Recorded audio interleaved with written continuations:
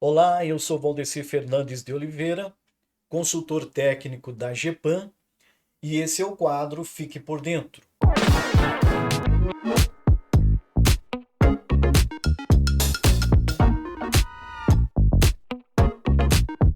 Hoje nós vamos tratar sobre os parâmetros excludentes para a classificação orçamentária referentes a material de consumo e material permanente. Serão dois tópicos: a classificação da despesa orçamentária por natureza e os critérios de classificação da despesa orçamentária. A classificação da despesa orçamentária, segundo a sua natureza, compõe-se dos seguintes níveis: categoria econômica representada pelo primeiro nível, o segundo nível, grupo de despesa, o terceiro, modalidade de aplicação, e o quarto nível, elemento de despesa, e o quinto é o nível de desdobramento do elemento de despesa. Nós temos duas categorias econômicas. Quais são elas? As despesas correntes e a despesa de capital. Portanto, nós vamos tratar dessas duas despesas. As despesas correntes são aquelas que não contribuem diretamente para a formação ou aquisição de um bem de capital. Nós temos um exemplo: aquisição de materiais de construção por uma prefeitura. Se for utilizada para a manutenção do seu prédio, bem de capital já existente, será considerada como despesa corrente, pois o gasto não estará formado e nem participado na aquisição de um bem de capital, e sim mantendo um bem de capital já existente. Entretanto, caso este gasto seja utilizado como parte do material empregado na construção olha bem, de uma nova escola, então é um futuro bem de capital e será considerada despesa de capital. No entanto, deverá estar inserida no orçamento da obra desde o seu planejamento até a execução. Exemplo: se o ente decide executar uma obra pública, o prédio de uma UBS, exemplo, diretamente, o cimento adquirido e os outros materiais terá classificação 449030, beleza? Material de consumo, quando esta despesa ocasionar a ampliação ou constituição do imóvel. Temos também a 309030, que é o material de consumo, quando consistir em ampliação do imóvel. Já a despesa de capital são aquelas que contribuem diretamente para a formação ou aquisição de um bem de capital. Também, caso ocasione ampliação relevante do potencial de geração de benefícios econômicos futuros do imóvel, também é considerado uma despesa de capital. Nós temos aqui o grupo de natureza de despesa. O grupo de natureza de despesa é um agregador de elementos de despesa. Veja bem, nível 2, grupo de natureza de despesa. Nós temos o número 1, que é pessoal e encargos sociais. Número 2, despesas com juros e encargos da dívida. E o terceiro, outras despesas correntes. Combinação do nível 1 com o nível 2, nós temos 31. Então, são outras despesas com pessoal e encargos sociais. 32, juros de encargos da dívida. 33, outras despesas correntes. Na despesa de capital, nós temos a combinação da nível 1, categoria econômica, com nível 2 nós temos o 44, que é investimentos, o 45, inversões financeiras, e o 46, amortização da dívida, ok? Então você observa aí que na despesa de capital nós temos investimentos, inversões financeiras e amortização da dívida. Beleza? Então nós temos agora os grupos de natureza de despesa. Quem são esses grupos? Nós temos o grupo outras despesas correntes, 3, e temos o investimentos, ok? Então, quando se fala em outras despesas correntes, nós estamos falando de material de consumo. Quando nós falamos em investimentos, nós estamos falando de despesas com planejamento, execução de obras, aquisição de imóveis, equipamentos, material permanente, ok? Isso mais adiante nós vamos destacar. O nível 3 fala sobre a modalidade de aplicação. O que é a modalidade de aplicação? São informação gerencial. que tem por finalidade indicar se os recursos são aplicados diretamente por órgãos ou entidades no âmbito da mesma esfera de governo, certo?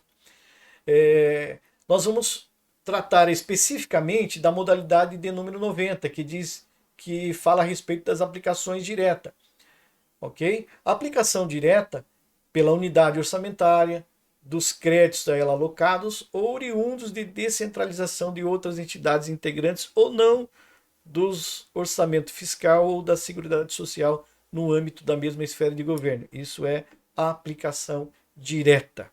Tá? Então nós temos o elemento de despesa, o nível 4, que identifica os objetos de gasto. Nós apresentamos aqui a elemento de despesa 30, que é o material de consumo, e o elemento de número 52, que é o material permanente. A combinação dos níveis, nós temos então 33, 90, 30, que é material de consumo, e o 44, 90, 52, que é aplicação de material permanente. Seguindo, nós temos aí o elemento de despesa, que tem por objetivo de classificar e identificar as seguintes despesas: despesas com combustível, material de consumo, despesas com lubrificantes, material de consumo. Nós temos aí também, quando se trata de material de construção, reparo em imóveis, então material de consumo, entre outros aqui que nós relacionamos aqui, beleza? Também nós temos o 52, o nível de elemento 52, que fala sobre equipamentos e material permanente. Quem são eles? São aparelhos e equipamentos de comunicação, aparelhos, equipamentos e utensílios médicos, odontológicos, veículos, máquinas, equipamentos agrícolas e outros aí classificados no elementos de número 52. Tá? Seguindo, nós temos o tópico de número 2. O que é o tópico de número 2? Critérios de classificação. Quais são os critérios? Nós temos o material de consumo e o material permanente. Quando eu entendo que seja material de consumo?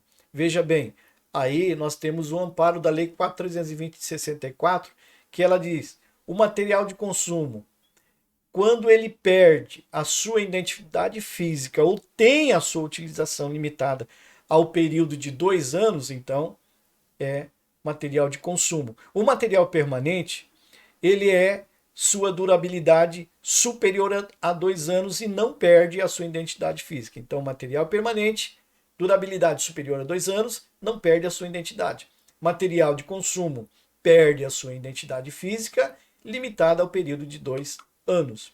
Critério de classificação. O que é o critério de classificação? A portaria STN 448 de 2002, no artigo 3º, ela diz assim: parâmetros excludentes que você pode aplicar para identificar material permanente do material de consumo. Quais são os critérios? Durabilidade, fragilidade, perecibilidade, incorporabilidade e transformabilidade. Então, esses 5 parâmetros excludentes, você pode identificar se o material é de consumo ou permanente. Exemplo: um material é considerado de consumo caso atenda pelo menos um dos critérios a seguir. Por exemplo, durabilidade. Se o uso normal perde ou tem reduzido as suas condições de funcionamento no prazo máximo de 2 anos, então é consumo. Fragilidade. Se a sua estrutura for quebradiça, deformável, danificável, então é material de consumo. Perecibilidade. Está sujeito a modificações, ao tempo, ao sol, à chuva, então perde o seu uso normal, ok? Temos o critério incorporabilidade, que é quando se destina a incorporação a outro bem, legal? E temos também aí a transformabilidade, se foi adquirido para transformação. Como que eu identifico o material permanente? O material permanente, aplicando os parâmetros da 448, nós temos aí material permanente. Ele deverá possuir o quê? Durabilidade superior a 2 anos, não ser quebradiço, não ser deformável, não ser perecível, não ser incorporável a outro bem e não se destinar à transformação. Essa classificação nós identificamos para material permanente. Ok? Então, continuaremos no próximo quadro. Fique por dentro. Nós, nos próximos quadros, fique por dentro, vamos tratar sobre as despesas de classificação das despesas de pequeno vulto. Por quê? Porque ela faz parte desse tema ao qual nós estamos tratando nesse quadro do dia de hoje. Também vamos trazer aqui a questão do controle de bens permanentes baseado na relação custo-benefício por meio de relação carga. Gostou do conteúdo de hoje? Curta o vídeo e se inscreva no canal para receber semanalmente as notificações do nosso quadro. Nós somos a GEPAM e esse foi o quadro Fique por Dentro. Até a semana que vem.